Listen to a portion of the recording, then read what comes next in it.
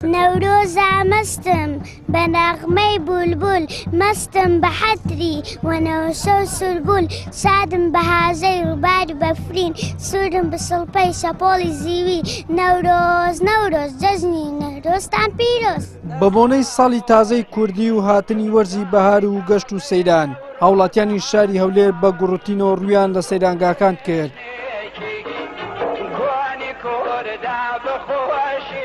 دۆڵمە و بریانی و تکە و کەباب وەکو هەمیشە خواردنی سەرەکی هاونیشتیمانیان بوو.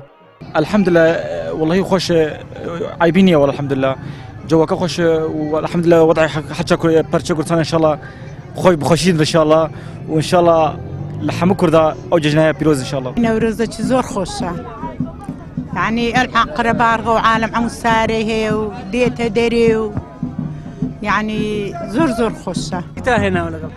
والله دۆڵمەمان هینایە بریانیمان هینایە گۆشتمان سۆر کردیتەوە هەموو شتمان هینایە. ئەو بۆچی دۆڵمەی لا دەبی تێدابی لە نەورۆزان؟ سوام دۆڵمە هەر ژن بە خۆی بە عادەت زۆر حەزی لە دۆڵمەیە.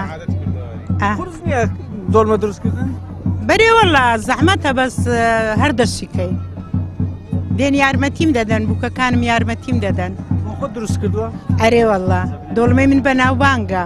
چێ دەوڵەت کردووە ئەوڕۆ؟ والله دوو کوڕمە و سێ زاوامە و زاوای چیژمە و هەموم دەحوەت کردینە. دۆڵمەکە تایبەت بۆ زاوایەکان دروستکردیان کوڕەکان؟ تەنها هەر کوڕەکانم دوایش زاوایەکانم زاوایەکانیشم زۆر خۆش دەوێ بەخوای. نەورۆزی ئەو سار طبعاً فەرقی کردیە لەگەڵ ساڵانی تر لەبەر ئەوەی بژێوی عالەم کەمێک چاتر بووە لە ساڵانی تر. هیوادارم ساڵی دابێ خۆشتر بی لەو ساڵ هێشتا وە معاش بەرە و باشی دەچی و ئینشاڵە زروف خۆشتر دەبی و ناو خۆشمان وا پێک دێن ئینشاڵە زۆر خۆش دەبێت. دیسان دەڵێم جانە وا جەژنە جەژنانەم ناوێت ئاسی و سەربەستی جەژنانەی منە کوشتن و جەنگ و وێرانم ناوێت. بەلە خۆشە سارەکە بە زیاد بی لە خوای بە زیاد بێ بەخێر بێن. بەهاری ئەم ساڵ یعنی خۆشترە؟ خۆشتر لە ساران. چی وای کردووە خۆشتر بێت؟ زوو باران بارە دنیای خۆش کردێ و شین ئەتە زۆرەوە و ئەلحەمدولای دنیا هەیە منە و ئەو باش وانێ لەگەڵ چی هاتیە سەفرەی؟ لەگەڵ کوڕەکەم هاتمەوەتە کوڕ. نەورۆزمان خۆشە بەهار و گەشتە گوڵاڵەیە جوانە کوردستانمان باشە دەیپارێزین وەکو گوڵ. ناهۆشیاری یان خەمخۆر نەبوونی بەشێک لە هاوڵاتیان بۆ پاکڕاگرتنی سەیرانگاکان کاریگەری کردۆتە سەرپیسبوونی شوێنە گەشتیاریەکان. بەشێک لە گەشتیارانیش دەڵێن هەمومان کاتێک دەچینە سەیرانگاکان دەبێ بەرپرسیارانە مامەڵە بکەین ئەو شوێنانە بە پاچی ڕابگرین.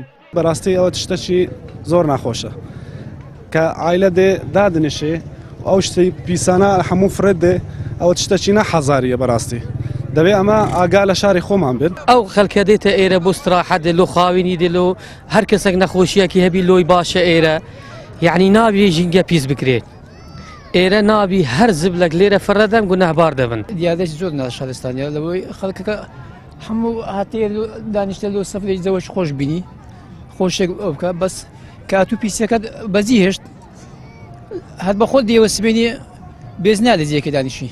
نەهامەتیەکانی چەند ساڵی ڕابردوو کاریگەری زۆری لەسەر دەرونی هاوڵاتیان بەجێهێشت بوو بە شێوەیە کاریگەری کردبووە سەرچوونە دەرەوەی هاوڵاتیانیش بۆ گەشت و گوزار بەڵام ئەمساڵ بەهۆی لادانی پاشەکەوتی موچە و ئومێدی باشتربوونی ژیان و گوزەرانی هاوڵاتیان هاونیشتیمانیان بەگەرم و گورتە لە یەکەم ڕۆژی نەورۆز ڕوویان لە سەیرانگاکان کرد دەشڵێن کاتی ئەوە هاتووە کۆتایی بە نەهامەتیەکان بێت و کوردیش وەکو گەلانی تر بە خۆشی و کامەرانی بژیت. وەلی سەلیم کەناڵی ئاسمانی پێم سەیرانگای دڵۆپە.